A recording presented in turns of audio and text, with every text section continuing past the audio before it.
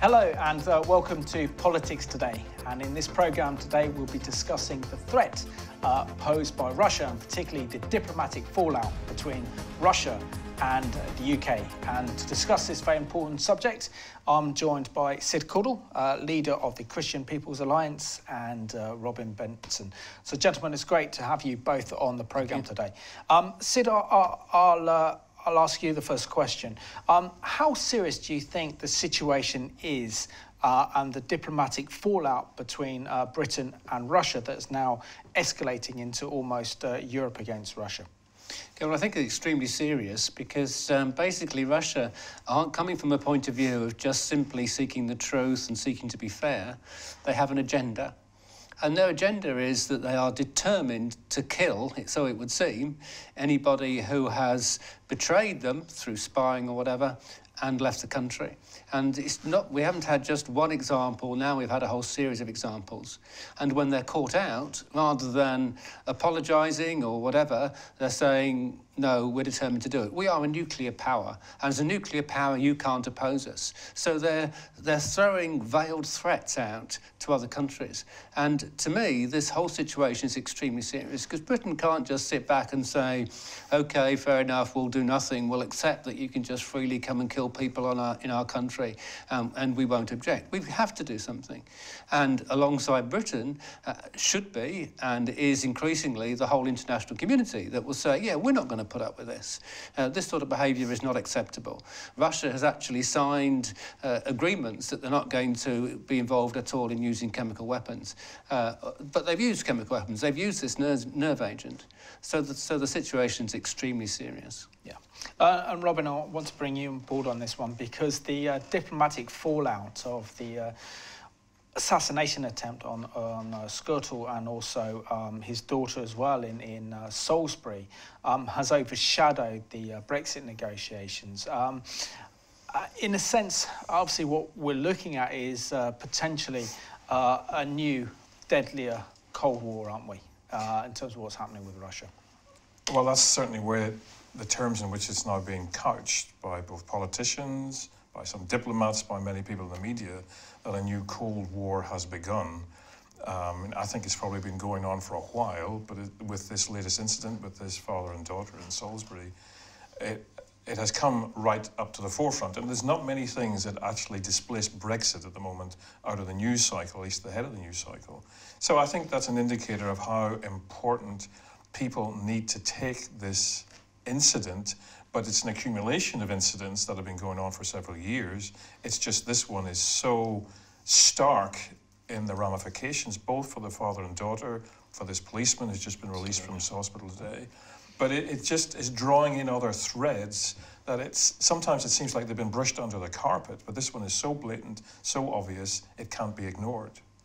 And Sid, are we responding too late? Because I remember particularly in the last decade, the Russians started to infiltrate our airspace with nuclear bombers. They've also used their submarines to actually penetrated British waters, and they seem to be looking at our defence capabilities, but they had the audacity to actually carry out this a chemical attack on an opponent of Vladimir Putin in Salisbury that not only was an attempt to assassinate this opposition figures to Putin, but also put the people of Salisbury at risk. Is it because of the use of chemical weapons that has actually made this situation such a serious diplomatic incident?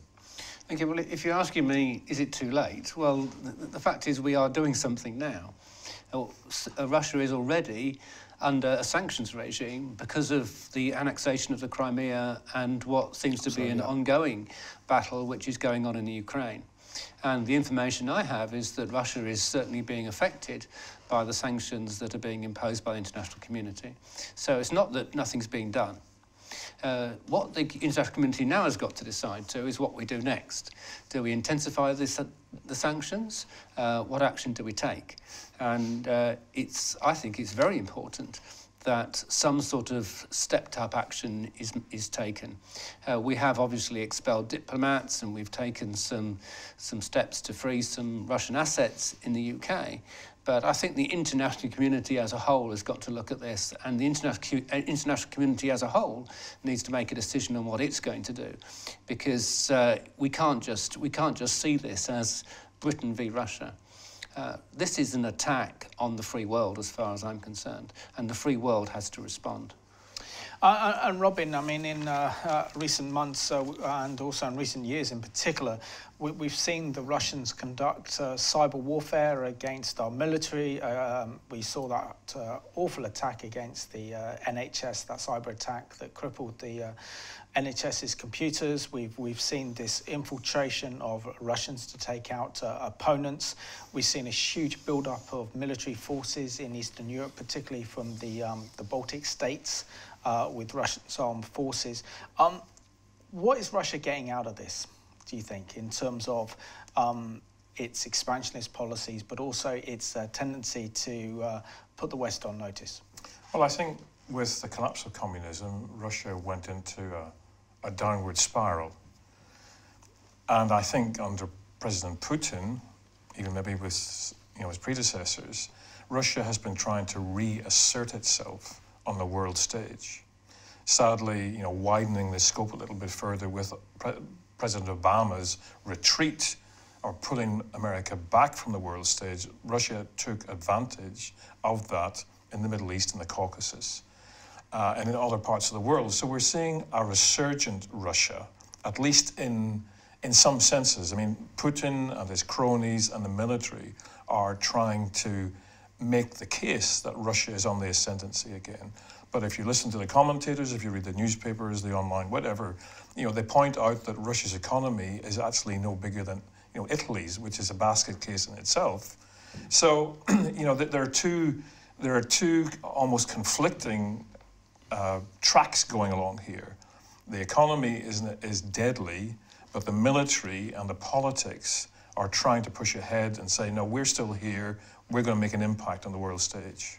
And Sid, as well, we've had the presidential elections in Russia this week, in which Vladimir Putin has won an historic kind of fourth term in office, and there wasn't much opposition. It claims that he won 70% of the vote, and there are cases where we've seen clear evidence of vote rigging. How damaging is this for democracy in Russia in particular?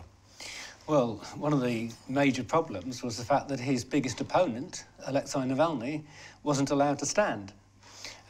Plus the whole issue of vote rigging, plus the fact that it would appear that Putin used this battle that was going on with the United Kingdom over the poisoning of Sergei Skripal to also gain support.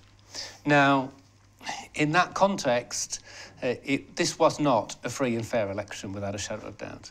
This was effectively a rigged election, which was very much symptomatic of what we used to get under the old Soviet Union, because in those days every elector was elected with more than 90% of the vote, and there was no opposition. It was just a way of clapping the Communist Party, if you like, and a sham election. But yeah, we seem to have gone down that road, unfortunately, again. There's no way in which the international community should be congratulating Putin or should be saying, yes, well done for winning this election.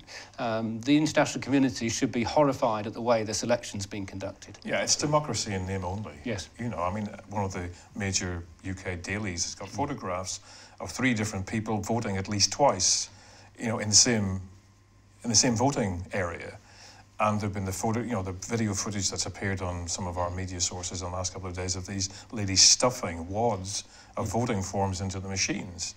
So, okay, that's maybe not widespread, but the fact that it's happening, and it's happening in the full glare of the media, it just shows that Putin is just sort of thumbing his nose at the West. And yeah, democracy is just a facade over what is a dictatorial, corrupt regime. Let's have a now look at this excellent news report looking at the re-election of Putin as Russia's president.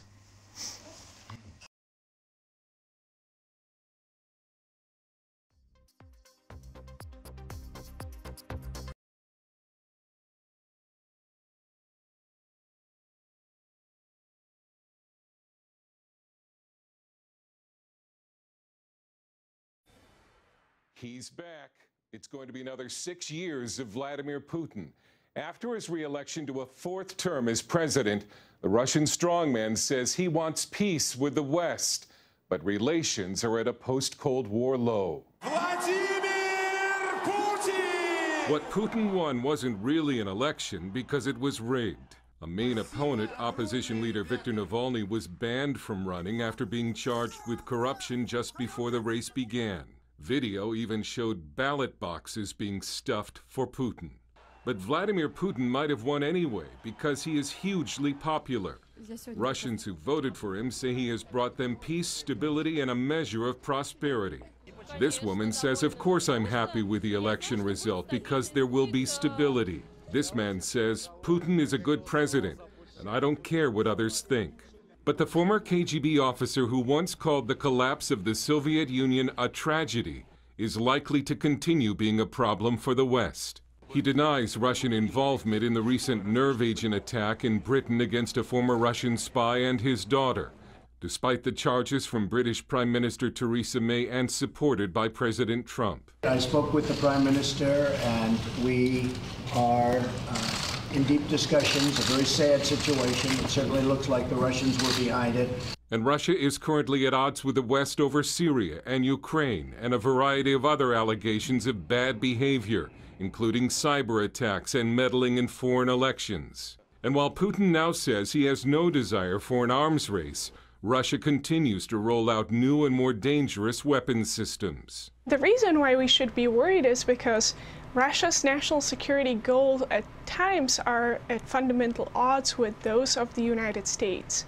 Putin is now being called a new czar whose agenda is to make Russia great again and win the respect of the world.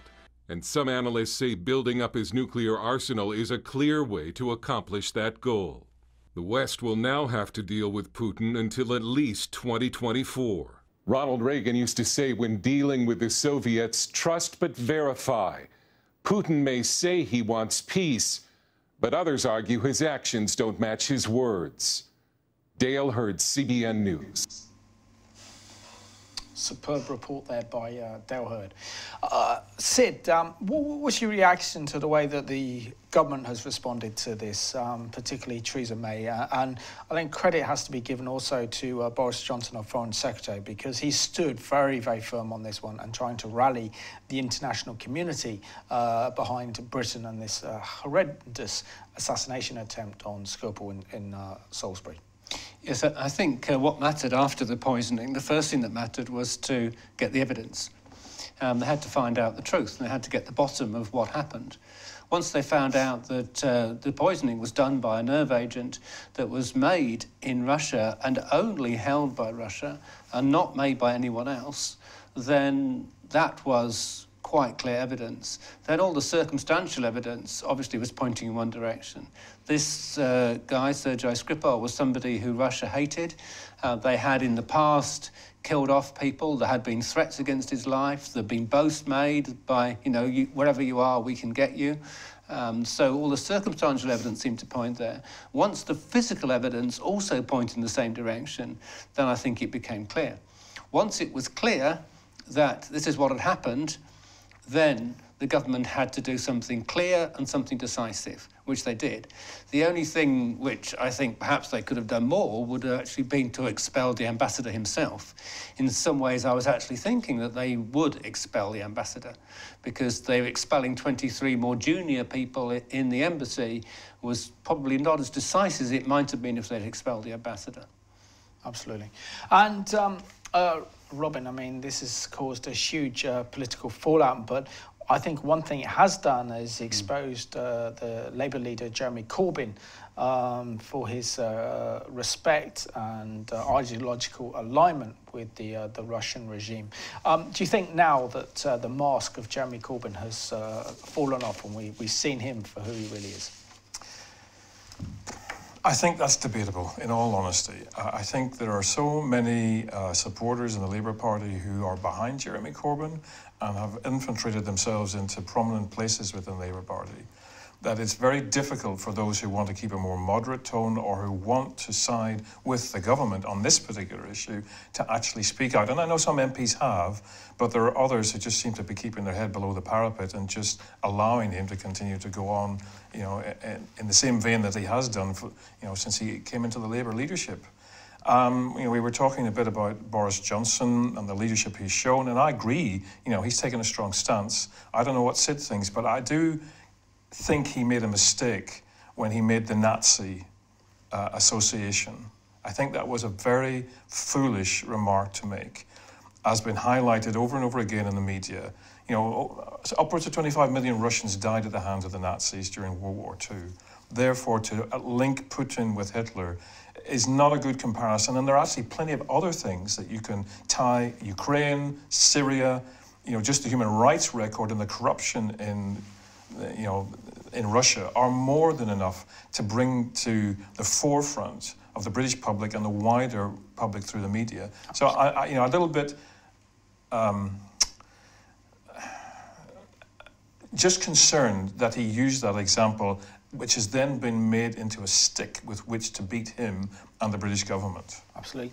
I'm talking about the speech made by Boris Johnson, in which he compared Putin to Hitler, particularly the way that Hitler used the 1936 Olympic Games for his own domestic advantage and to show and highlight Nazism on the world stage. And I think this is the comparison that Boris Johnson was making with Putin hosting this year's World Cup in Russia.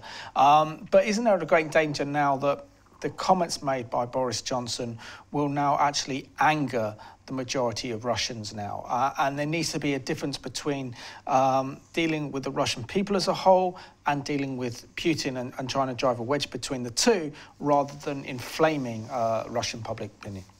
Yes, I think you're right. I think Boris Johnson's main role now ought to be working with the international community to try and make sure that we've got the EU foreign ministers plus people like Donald Trump, on side, supporting Britain's stance. That's the job of the Foreign Secretary, not to go around throwing insults at Russia gratuitously and to give them even more offence and inflame the situation even more. I think that was definitely a mistake. But if I might also just very briefly comment on Jeremy Corbyn. You see, Jeremy Corbyn is not doing what I said it's essential for the government to do, which was just simply look at the truth. You see, what Theresa May had to do was to say, right, I've got to find out what is the truth in this situation. Is Russia responsible? Is there somebody else? Is there some other explanation? And I've got to look at every angle. Jeremy Corbyn is coming from an ideological preference. Absolutely. He supports Russia and does not want to offend Russia. And he's approaching the situation from a position of saying, I do not want to offend Russia. Now, if you do that, rather than just simply looking at the truth, you're going to go down a very dangerous path. And he has gone down a very dangerous path. And it's right that a large number of Labour MPs have expressed their dissent and saying what their leader is doing is totally wrong. And I admire those MPs for putting their necks out on the issue. And you have to give Theresa May her due as well, in that she, through this heads of European government meeting yesterday, has been able to get the EU to issue this statement that everybody has eventually signed up to, saying that they believe the evidence at the moment is pointing towards Russia. But you also have got several of the Baltic states, you've got Poland, and one or two others saying that they are willing to go down the same line of expelling Russian diplomats, spies possibly, from their nation. So there is a bit of a momentum is beginning to roll with this. We'll see where it goes. But it will, on the other side, it will also make Russia then feel more beleaguered, which is the way that Putin and his media will sell it to the Russian people. So you've got two conflicting narratives going on here all the time. Do you think there should be punishment for Russia's assassination attempt using chemical weapons in this country, that the international community, particularly those nations that are going to participate in this summer's World Cup, particularly England, should actually pull out of this tournament? It's very difficult. we've already got a situation where they've said that the royal family and government ministers are not going to go. So there's no going to be official representatives going to the World Cup, which is good, which is right. I've seen opinion polls and they're almost evenly divided as to whether we should boycott the World Cup or not. I think it's very difficult for the footballers involved who have given their whole lives to prepare for this tournament. And for some people, it's like one opportunity. And this was the situation really with the 1980 Moscow Olympics. You know, we had people were training for the Olympics. They got one chance in the 1980 Olympics. And if suddenly they weren't allowed to go, that one chance was taken away from them.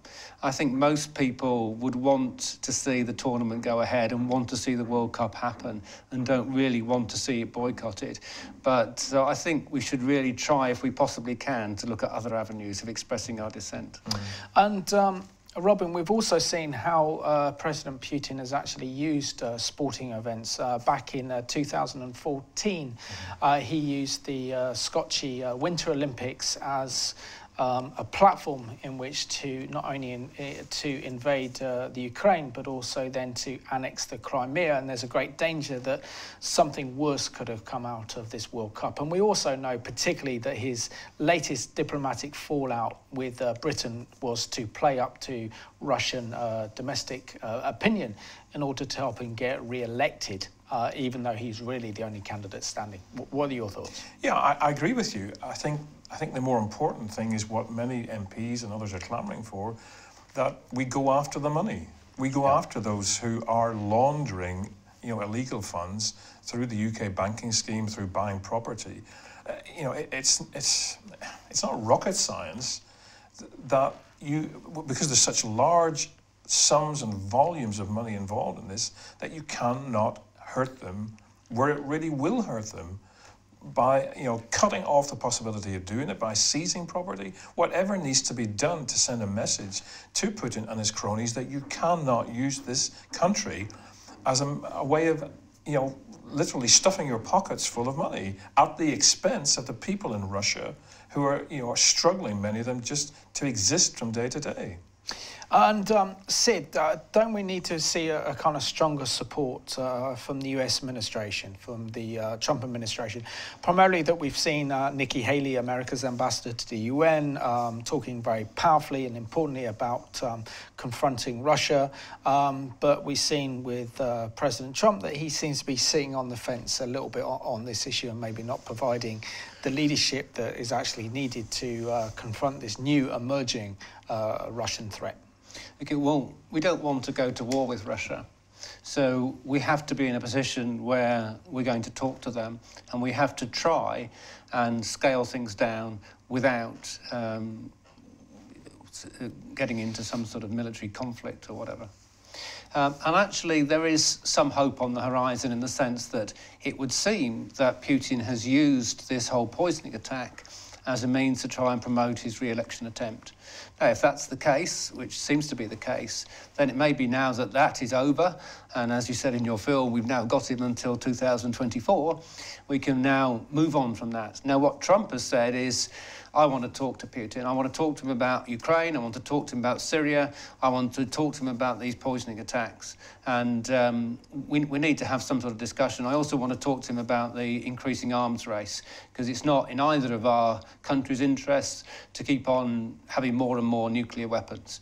Now, I think actually that is the right long-term approach. In the short term, we've got to have some sort of strong reaction to these sort of things taking place. In the long term, we've got to talk. We've got to get round the table and we've got to hammer out some sort of agreements. And if at the end of the talking, Russia says, we'll withdraw from Ukraine, we've got some agreement over Syria, and we've got some agreement over the arms race, that's exactly where we want to be. Absolutely. Can I just ask another sort of supplementary question? Yep. What do you think then of John Bolton's appointment, as Trump's new security advisor? Because he's seen as a right-wing hawk, and I just wonder, what dynamic he's going to bring into the situation. Fabulous. I think very briefly I'll explain that one. I think by having someone like John Bolton, America's showing real strength, and this area to actually prepare to go to war in order to secure peace. And I think the stronger you have candidates like Bolton actually in that position, I think that actually strengthens Trump's hand, particularly his experience when he was America's ambassador to the UN as well, will really help Trump in this international diplomatic fallout with Russia. So Robin and also Sid, thank you so much for being my guests on Politics Today. I want to thank you for watching today's programme. It's important that we pray for Theresa May and our government regarding the situation and the diplomatic fallout with Russia. So thank you for watching Politics Today.